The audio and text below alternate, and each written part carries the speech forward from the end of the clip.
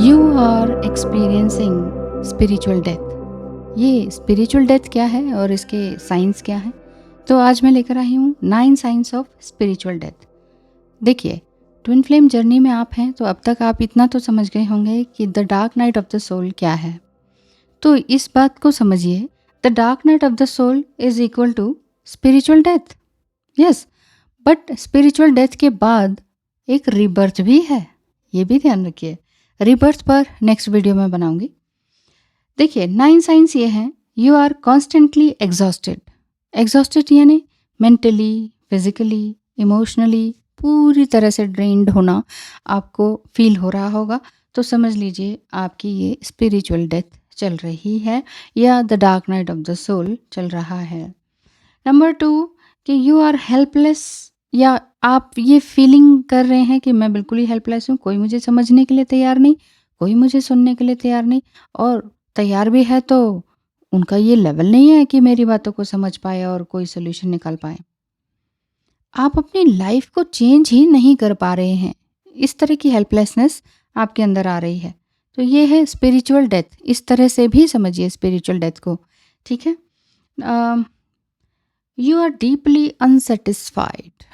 अंदर से इतना अनसेटिस्फैक्शन आपको है हर तरह से कि मतलब इवन देश दुनिया से भी, कि आपको लगता है कि ये क्या हो रहा है, कि मैंने शायद जन्म ही गलत समय पे लिया है, मुझे और आगे नेक्स्ट एरा में जन्म लेना था। समथिंग इस तरह की अनसेटिस्फैक्शन है। फोर्थ साइन यही बताऊंगी कि फुल ऑफ डाउटफुल, मतलब डाउट से इतने भरे हुए हैं, अगर ऐसा नहीं तो वैसा क्यों, वैसा नहीं तो वैसा क्यों, मैं गलत हूँ, ये भी डाउट रहता है। और सम टाइम ये भी होता है कि सही हूँ या नहीं हूँ, शायद सही हूँ, नहीं गलत हूँ। और ये बार बार इस तरह की फीलिंग आती है, सही हूँ नहीं हूँ, ये वाली फीलिंग, ये डाउट है। फिफ्थ साइन यही बताऊंगी, बहुत कुछ आप करना चाहते हैं लेकिन फिर से वही डाउट आ जाता है। स्पिरिचुअल डेथ के टाइम में साथ ही साथ रिबर्थ भी होता है। जैसे हम टैरो कार्ड में देखते हैं ना, डेथ एंड रिबर्थ, इसी तरह से रिबर्थ भी है। बहुत कुछ करने का मन है, देश को बदलने का, दुनिया को बदलने का, सोसाइटी चेंज करने का, रूल्स रेगुलेशंस, ये वो, एजुकेशन, किस किस पर आपने अपने आप को बदलने की कोशिश कर रहे हैं, दूसरों को भी बदलने की चाहत है और प्लान्स भी हैं, लेकिन कैसे करूं, होगा भी कि नहीं, ये एक सेल्फ डाउट भी आ जाता है। तो इस तरह की जो सिम्टम्स हैं ये आपको बहुत ही तकलीफ दे रहे हैं, पेन में लेकर आ रहे हैं। सिक्स्थ साइन है डिस्ट्रैक्टिंग टू मच। जब बहुत सारा कुछ एकदम से डाउनलोड हो जाता है ना आपके पास।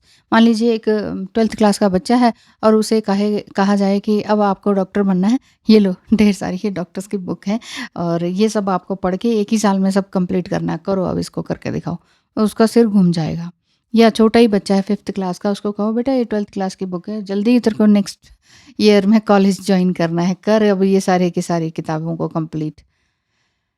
तो ये बहुत मुश्किल है। ऐसा ही आपके साथ हो रहा है। आपके पास फुल ऑफ नॉलेज है, विजडम है और बहुत सारी जानकारियाँ इधर उधर से हैं, लेकिन आप कुछ कर नहीं पा रहे हैं।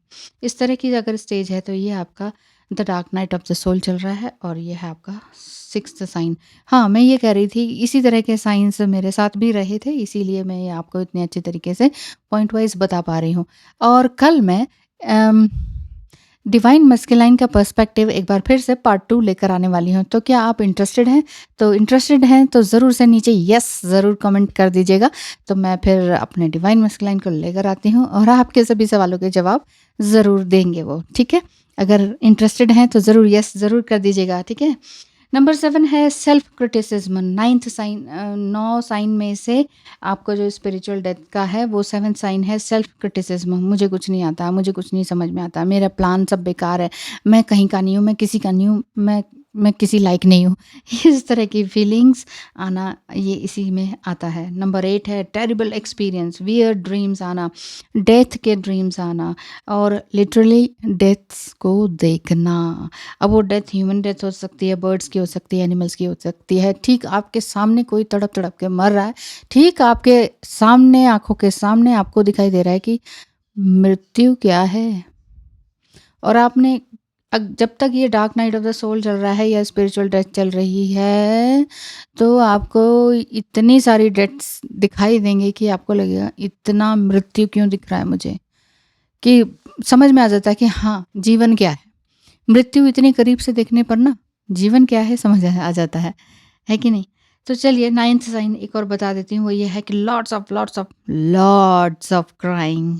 इतना रोना कि आँखें बबल बन जाती हैं। बबल फेज़ में नहीं, बबल बन जाती हैं, पूरा सूज जाती हैं और आइसोलेटिंग फ़ील करते हैं और सम टाइम ये भी फ़ील करते हैं कि येस आई एम फेलियर, मुझसे नहीं होगा। कुछ थोड़ी बहुत आपने कोशिश करी, जैसे कि आपके पास ढेर सारी बुक्स हैं, आपने कहा कि इस एक बुक से मैं कुछ ये काम करना शुरू करती हूँ। लेकिन वो भी धराशायी हो जाता है क्योंकि आपका जो कॉन्फिडेंस लेवल है ना वो अप एंड डाउन हो रहा है। आपकी एनर्जी पूरी तरह से बैलेंस्ड नहीं है और अगर फुल मून और न्यू मून के टाइम में काम शुरू करते हैं तो भी थोड़ी दिक्कत हो जाती है।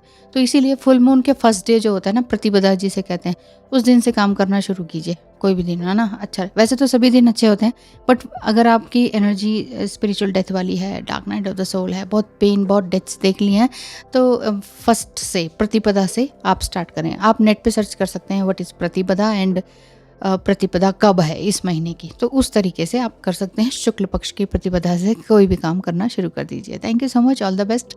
कल मैं आती हूँ डिवाइन मस्कुलाइन के पर्सपेक्टिव के साथ। यस और नो ज़रूर टाइप कर दीजिएगा। Thank you so much.